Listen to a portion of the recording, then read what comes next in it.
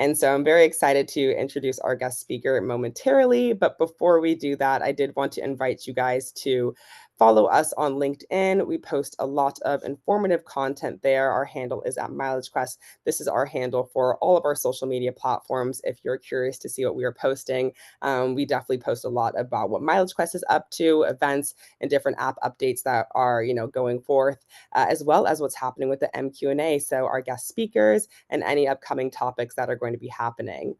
So without further ado, I would love to introduce our guest speaker of today, Dr. Luff, who is the president and CEO and also the chief growth and sales officer of Higher Level Leadership.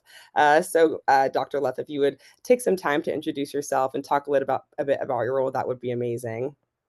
Sure. Well, Bridget, thank you so much and the Mileage Quest team for having me. My name is Doug Luffborough. I'm the president and CEO of Higher Level Leadership. I'm affectionately known as Dr. Luff.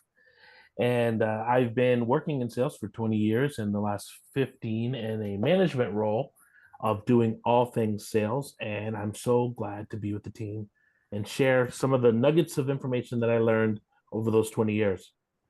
Awesome, awesome. We're super excited to hear. So just jumping right in, Dr. Luff, can you discuss your holistic selling approach and how it focuses on the importance of building a relationship? Sure, that would be great. I truly believe that people don't care how much you know until they know how much you care.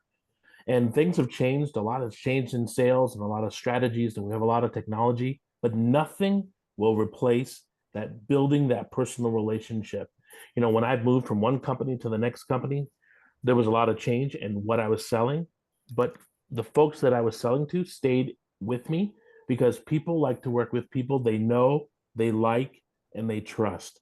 So it's really important. I can't underscore building that relationship.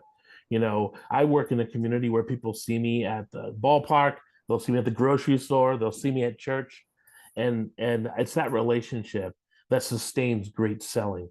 I also wanted to share when you talk about holistic selling, one of the things that happens when you have working with a lot of your different clients is that a lot of them won't buy from you. But I like to say, change that no into a not now. It's not the end of the conversation, and find ways to stay in touch with people because I truly do believe at the right time they'll connect with you.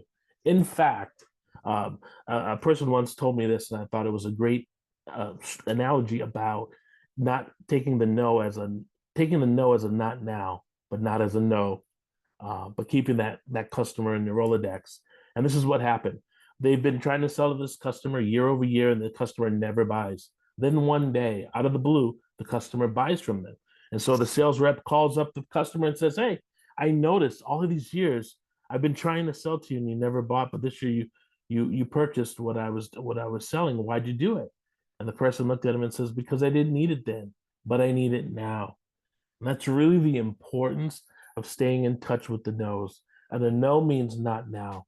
It doesn't mean that they won't buy from you. Absolutely. Definitely a really great pointer and something I think that is really encouraging because a no can be discouraging, right? And it's like, what do I do next? So super awesome there. So, and how do you kind of take this holistic approach and implement them into your sales strategy? Like, so what are some of your day-to-day tactics that, you go forward with? Well, like I said, I've been in sales for a long time, and I don't think sales is something you do. Sales is something you are. And so there's certain things that I've done over the years of selling that have really given me a competitive advantage. And one of those is the power of please and thank you. Uh, I'm old school, and so I'll write people thank you cards. I'll put a little note in there, kind of with a catchy phrase saying, finding the right solution can be difficult. Let's figure this out together. Let me help you put the pieces together. But a please and thank you are so important. Next, it's waking up early. I wake up early in the morning so that I could reach out to my clients that are on the East Coast and then in the Central Time Zone, and then most importantly where I live here on the West Coast. But getting your day started early, getting that day ready to go makes all the difference. Because if you're not fired up in the morning for the sales that you're going to do, people won't be fired up about buying from you. So it really does matter about how you start your morning. And the early bird gets the worm. So start early. And lastly, we talk about this motivation boost. And this is really important because you want to start your day fired up and in the right zone. And one of the ways that I get started every morning is by picking my favorite song. I have a favorite song. I have many favorite songs actually, but they set the tone for how the energy I'm going to bring into today. One of them is Eminem, and that movie 8 Mile. And you only get one shot. Do not miss your chance. And so I wake up with songs like that in my mind. Another one is Eye of the Tiger from Rocky. Whatever the song brings you into that highest state where you're ready to go and make sales, you're ready to face rejection. Because let's be real, not every most people aren't going to buy from you, but that doesn't have anything to do or reflect on you. It has to do with their willingness to buy or need what you have to offer. So continuously prepare your mind. Give yourself a prep talk if you need to, but continuously be in a state of excitement because people will respond the way you respond to them. Absolutely. Can you guys hear me okay? Awesome, not muted. That's very, very informative. And I think it's some of those small tactics that people seem to forget about, right? A lot of it seems to be which platform are you using or how are you doing cold calls, things like that. But sometimes it's the very mundane things that actually set yourself apart from the thousands of other sellers that are also approaching that same prospect, right? Yeah, many times it's the little things. You Right. know, Everyone follows like there's a formula for strategic and successful selling, but those folks that are good to great, they do these things. They have a regiment on how they wake up. They're constantly saying please and thank you, and they're observant and connected with people when they have a birthday, when there's a holiday. You reach out, consistently reach out. People won't buy from people that they only see once a year when you're selling your premier product. They want to see you all the time. And most of the time, it's not about selling, it's about building that relationship. Right. Absolutely. Although that is definitely a unique approach and set yourself apart, there obviously is a quantitative approach that is important, right? So, how do you implement those tactics on that quantitative side, and how do you measure success in that? As we move from a holistic to more looking at the numbers, and sales is a numbers game. I've shared that many, many times. And, the larger the funnel, the greater the reward. So you want to meet and reach out to a lot of people in different opportunities to connect with them because they could be your next customer. And so the funnel that's on the screen. Think about looking at your key metrics in each stage of the data decision process and how you're outreaching to them, leveraging social media. I am on LinkedIn every day, reaching out, looking at feeds of friends to see where there's connections. Sometimes people also too, I connect with people on an article they wrote about an issue that's related to what I'm selling, and I connect with them there. And then once I connect with them, they can see more about what I do, and then I can see more about what they do. But LinkedIn is something that I think every sales professional should be on and using for their good. The next on the funnel is consistent outreach. I have a standard practice of reaching out to 25 leads a day.